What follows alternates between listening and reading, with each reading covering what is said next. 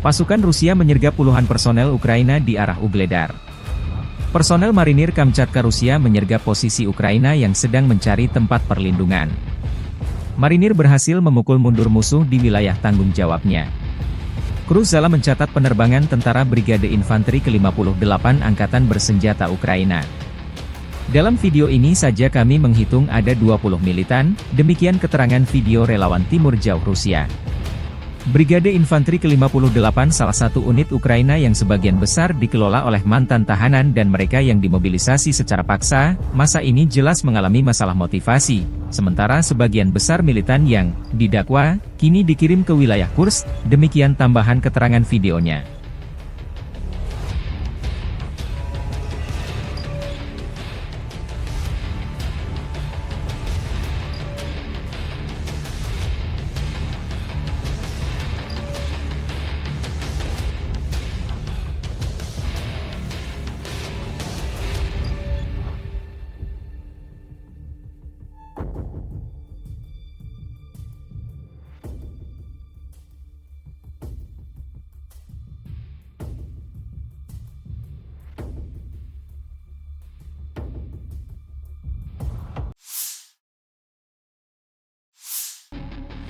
Staf Umum Angkatan Bersenjata Ukraina melaporkan pada 1 September, militer Rusia total kehilangan 616.300 tentara sejak dimulainya invasi skala penuh ke Ukraina 24 Februari 2022.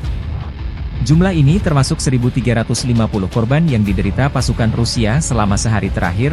Menurut laporan tersebut, pasukan Vladimir Putin total kehilangan 8.592 tank, 16.760 kendaraan tempur lapis baja, 23.881 kendaraan dan tangki bahan bakar, 17.636 sistem artileri, 1.176 sistem roket peluncur ganda, 940 sistem pertahanan udara, 368 pesawat terbang, 328 helikopter, 14.507 pesawat tanpa awak, 28 kapal dan perahu, dan 1 kapal selam.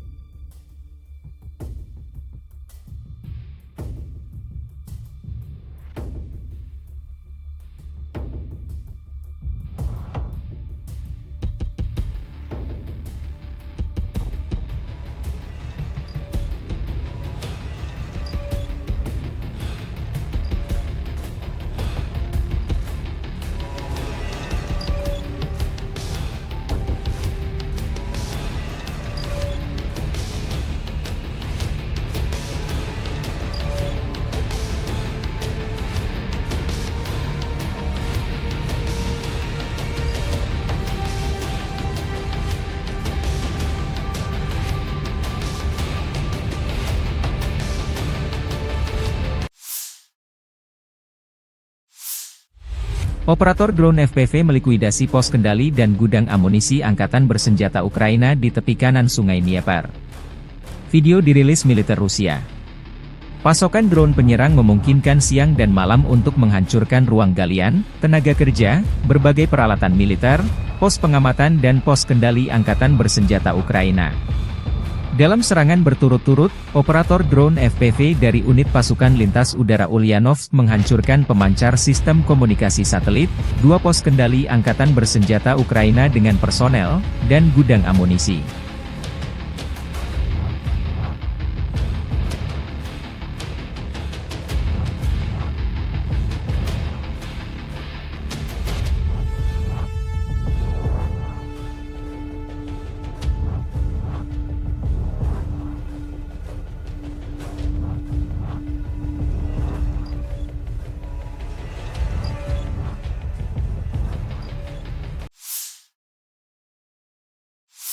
Presiden Volodymyr Zelensky meminta Amerika Serikat, Inggris, Prancis, dan Jerman untuk mengizinkan Ukraina menggunakan senjata jarak jauh untuk menyerang target di wilayah Rusia.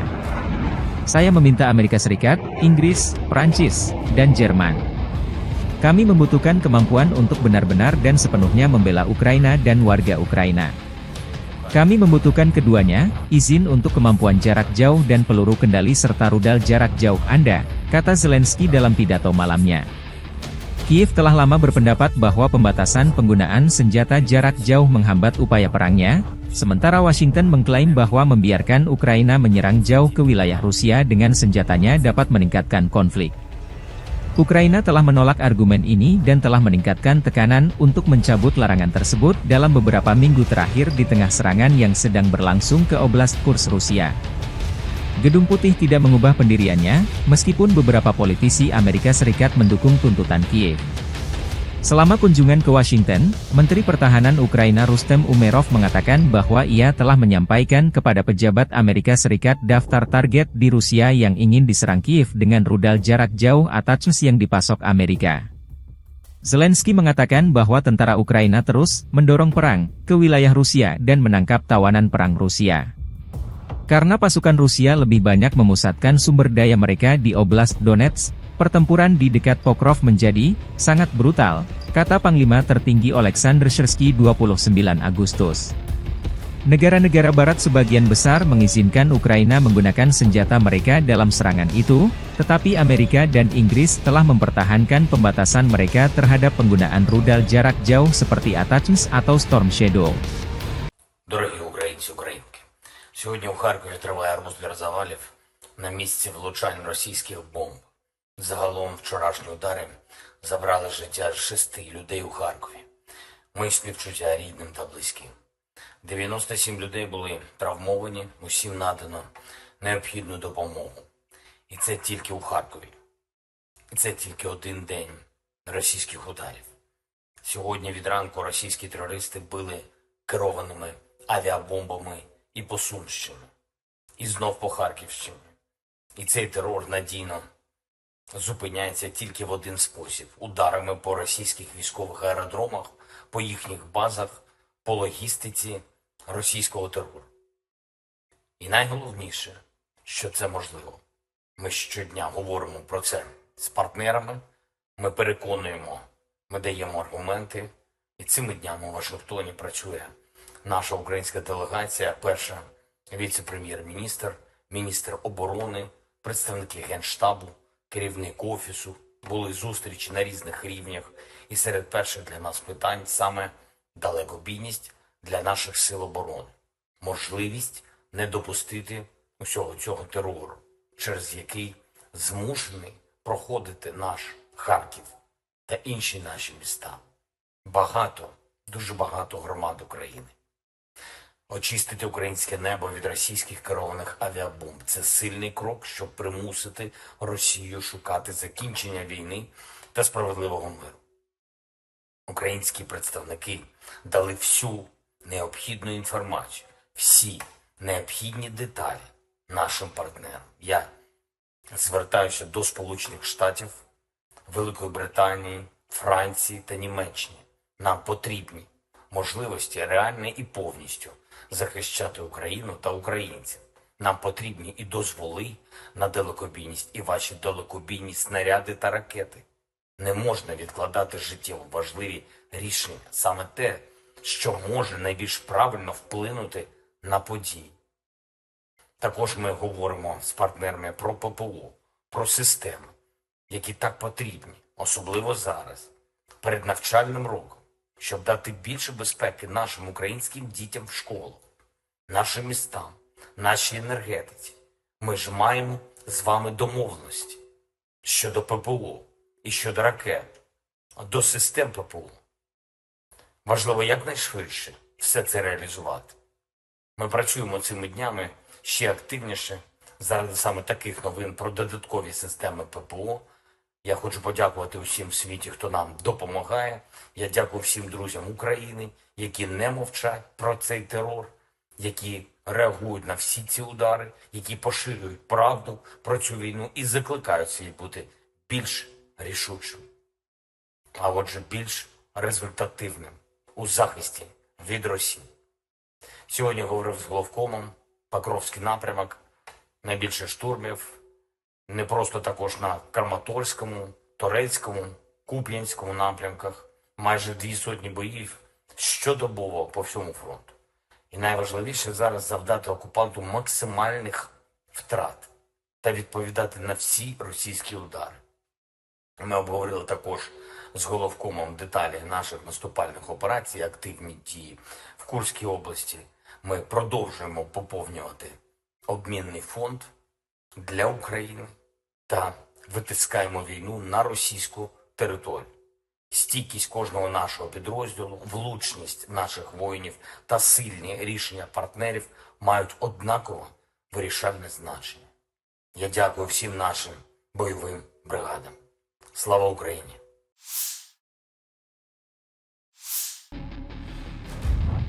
Satu lagi wilayah penting Ukraina jatuh, prajurit resimen ke-57 Angkatan Bersenjata Rusia merebut Konstantinovka ke arah Kurahovsky. Video dirilis militer Rusia 1 September 2024. Prajurit resimen senapan bermotor ke-57 dari Divisi Senapan Bermotor ke-20 dari Pasukan Gabungan Pengawal ke-8 Angkatan Bersenjata Rusia membebaskan pemukiman Konstantinovka di arah Kurahovsky. Di pemukiman ini dan sekitarnya tidak ada lagi jejak dari pasukan Kiev. Koherensi dan profesionalisme personel militer unit ini memungkinkan terjadinya kerugian besar pada militan Angkatan Bersenjata Ukraina dan selamanya mengubur harapan penjajah Ukraina untuk menahan kemajuan pesat Angkatan Darat Rusia ke arah Kurahovsky, demikian keterangan video milisi rakyat DPR.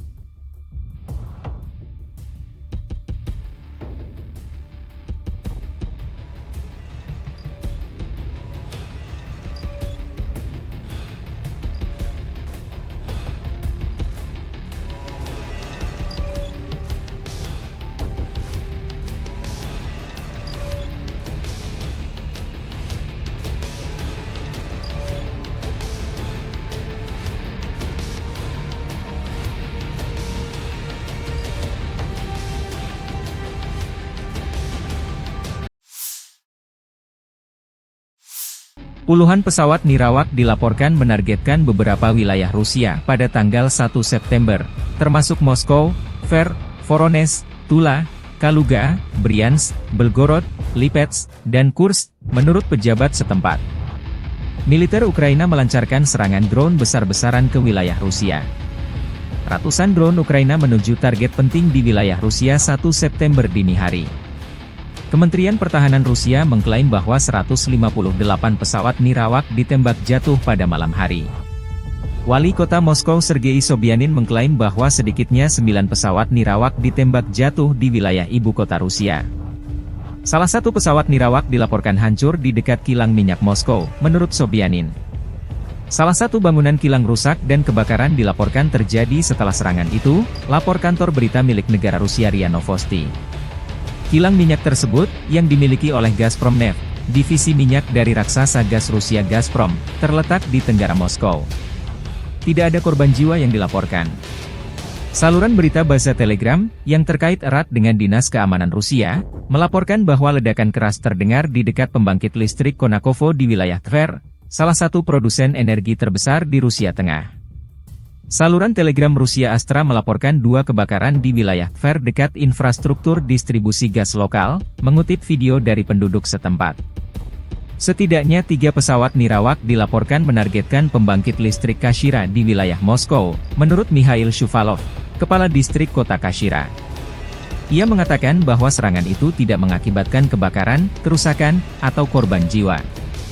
Selain itu, sekitar 34 pesawat nirawak ditembak jatuh di wilayah Bryansk di Rusia Barat Daya, kata gubernur wilayah tersebut, Alexander Bogomas melalui saluran Telegram resminya.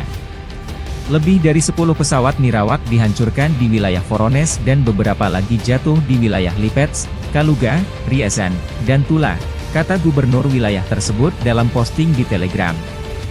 Dua lagi juga jatuh di wilayah Kursk, yang sebagian telah dikuasai Ukraina, kata penjabat gubernur wilayah tersebut, Alexei Smirnov.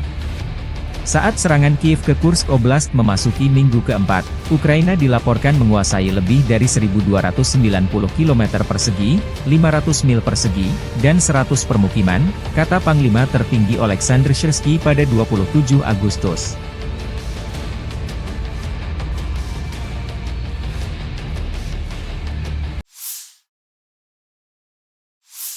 Tentara Rusia menyerang konsentrasi pasukan angkatan bersenjata Ukraina di daerah perbatasan Kursk. Lokasi teridentifikasi sebagai tempat angkatan bersenjata Ukraina memusatkan kekuatan untuk serangan lebih lanjut. Pengintaian mengungkapkan konsentrasi pasukan musuh di zona perbatasan dan mengirimkan koordinat serangan. Perkembangan lain, pasukan Rusia menghancurkan musuh di arah Kurahovsky dan Pokrovsky. Arah Kurahovsky.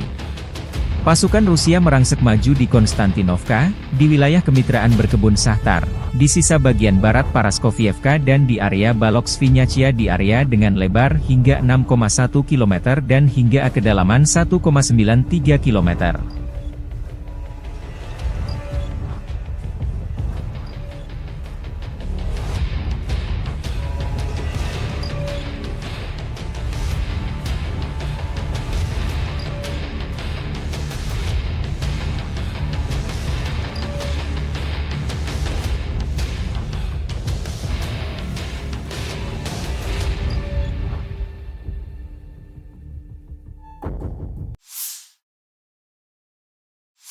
Подразделениями группировки войск «Север» на Липцовском и Волчанском направлениях нанесено поражение формированию территориальной обороны в районах Алисовки и Волчанских хуторов. Противник потерял до 125 военнослужащих и 2 автомобиля. Подразделения группировки войск «Запад» улучшили тактическое положение и нанесли поражение живой силе и технике 14-й механизированной, 3-й штурмовой бригады, 1-й бригады Национальной гвардии Украины и 119-й бригады территориальной обороны в районах Петропавловки, Нововодяново, Червоной Дебровы, Григоровки, Лозовой и Серебрянского лесничества. Отразили 2 контратаки подразделений 77-й аэромобильной бригады ВСУ.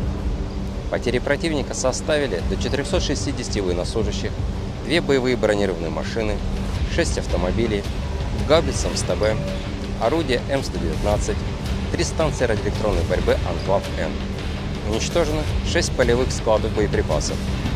Подразделениями южной группировки войск заняты более выгодные рубежи. Нанесено поражение живой силе и технике 28-й, 30-й механизированной, 143-й пехотной и 56-й мотопехотной бригад в районах Часова Яра, Залезнянского, Курдюмовки и Константиновки. Отражена контратака штурмовых групп 24-й механизированной бригады. ВСУ потеряли до 780 военнослужащих, танк, БТР М113, 4 автомобиля, 155 мм гаубицу М777, 155 мм гаубицу FH-70, 152 мм орудие Д-20, 2 122 мм гаубицы Д-30, 2 105 мм орудия М119, 220 мм боевую машину РСЗО «Ураган» и 2 станции радиоэлектронной борьбы. Уничтожено 2 склада боеприпасов. Оперативно-тактической авиацией, беспилотными летательными аппаратами, ракетными войсками и артиллерией группировок войск Вооруженных сил Российской Федерации уничтожена пусковая установка МЛРС. Поражены 4 цеха сборки беспилотных летательных аппаратов, склад ракетно-артиллерийского вооружения, а также скопление живой силы и военной техники противника в 135 районах. Средствами противовоздушной обороны сбиты 4 оперативно-тактические ракеты «Атакамс», 6 управляемых авиационных бомб «Хаммер», 6 реактивных снарядов «Вампир» и 48 беспилотных летательных аппаратов. Группировка войск «Центр» продолжает выполнять боевые задачи в зоне проведения специальной военной операции. Подразделения группировки активными действиями освободили населенный пункт Кирова Донецкой Народной Республики. При поддержке артиллерии и авиации продолжили продвижение вглубь обороны противника и нанесли поражение живой силе и технике формированием 44-й механизированной, 95-й десантно-штурмовой, 142-й пехотной, 71-й егерской бригад ВСУ в районах Гродовки, Калинова, Михайловки, Розовки и Дружбы. течение суток отразили 7 контратак штурмовых групп 32-й, 53-й механизированных, 58-й Егерской бригады, 37-й бригады морской пехоты ВС. Противник потерял до 455 военнослужащих, боевую бронированную машину 3 автомобиля. В ходе контрбатарейной борьбы уничтожены 2 орудия МСТ-Б, 3 гаубицы Д-30 и гаубица М-101. Подразделения группировки войск «Восток» улучшили положение по переднему краю, нанесли поражение живой силе и технике 72-й механизированной, 58-й мотопехотной бригад в районах населенных пунктов Водяное и Угледар. Отражена контратака штурмовой группы 31-й механизированной бригады. Противник потерял до 125 военнослужащих, танк, боевую бронированную машину и 4 автомобиля. Подразделения группировки войск «Днепр» продолжают выполнять боевые задачи в ходе проведения специальной военной операции. Огнем артиллерии и ударами авиации нанесено поражение формирования 65-й механизированной, 141-й пехотной, 128-й горно-штурмовой бригад и 39-й бригады береговой обороны в районах Новоданиловки, Казацкого, Орехова, Нестерянки, Садового и Херсона. Потери ВСУ составили до 90 военнослужащих, 8 автомобилей, 2 склада боеприпасов и склад военно-технического имущества. В ходе контрбатарейной борьбы уничтожены 155 мм гаубица М777, 155 мм самоходная артиллерийская установка АС-90 и станция радиоэлектронной борьбы.